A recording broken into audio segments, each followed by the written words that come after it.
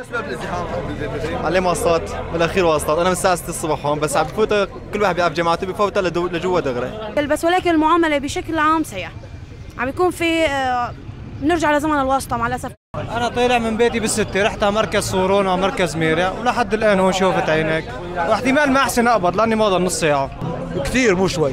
يعني هي قمه الازدال، انه توصل اليوم انت تجي من الساعه 4:30 الصبح تبرك بتضل هون للساعه 4 العصر، بتمشي متر ونص بس، هي المسافه اللي بتمشيها، هي قمه الازدال.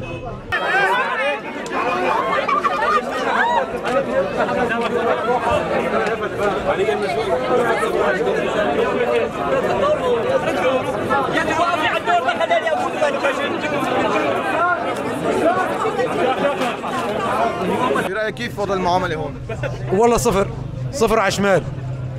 يعني انه اليوم محافظتين مجموعه على مركز واحد صعب ما راح يلحقني دور، لا بيوم ولا بيومين ولا بثلاثه.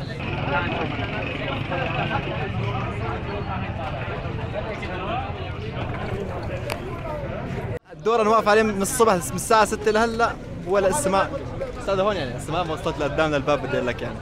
طيب ايش رايك معامله هون؟ اسوء من هيك ما ضل فيه، واسوء من هيك مركز ما في بكل المحرر يعني.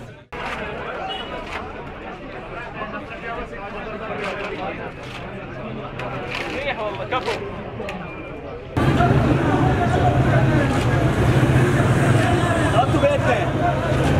اللي له حدا بدخله واللي ما له حدا بيتم واقف على الدور. في بعض الناس بيكونوا طيبين معاملتهم محترمه، طبعا هذا بيرجع للمربى ما بيرجع للمكان الوظيفي. وفي ناس ما صدقت على الله، لبست بدله وحطت رتبتين على كتفها لحتى تذل العالم قد ما بتقدر. ايش بطريقي، والله هي صار 5 مقابله بعمله، وثالث يوم بجي فيه لهون، وجاي من سليين لهون. انا راتبي حطيته اجار مواصلات.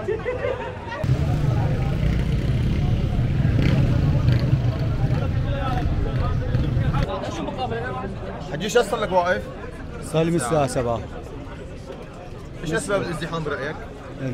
لانه كلياتهم هون الزحمه عندنا فرع واحد، وتركيا هي اغلط واسكين، اكثر من هيك ما في خلص. طيب ايش رايك من معامله الموظفين هون؟ معامله الموظفين العساكر كلها الله يعطيهم العافيه، بس عندنا هون جوا 4 ساعات يتم الواحد لحتى يطلع. في تاخير بالمعاملات؟ في تاخير، يعني صار لي انا من امبارح هون، من امبارح جيت انا لهون، من امبارح جيت واليوم رجعت جيت. هذا الشيء عم يسبب تعطيل لاعمالكم؟ لا للعطال كلاتهم معطلين عملهم جايين مشان يقبضوا راتبهم، مو حرام الشيء هذا. نعم بدنا نصير تحت رحم التركي مشان ايش؟ مشان ايش؟ مشان طلع النسوان، طلع هذول مو خواتنا، هذول مو حرام عليهم بيجوا هذول؟ لازم كل منظمة تقبض، هي بتجيب رواتب من منظمتها بتجي تقبضهم، مو حرام الشيء هذا. طيب ايش توجه كلمة للمسؤولين بالمنطقة؟ ايش دا اوجه لهم؟ الله لا يوفقهم كلياتهم بعضهم خالصين.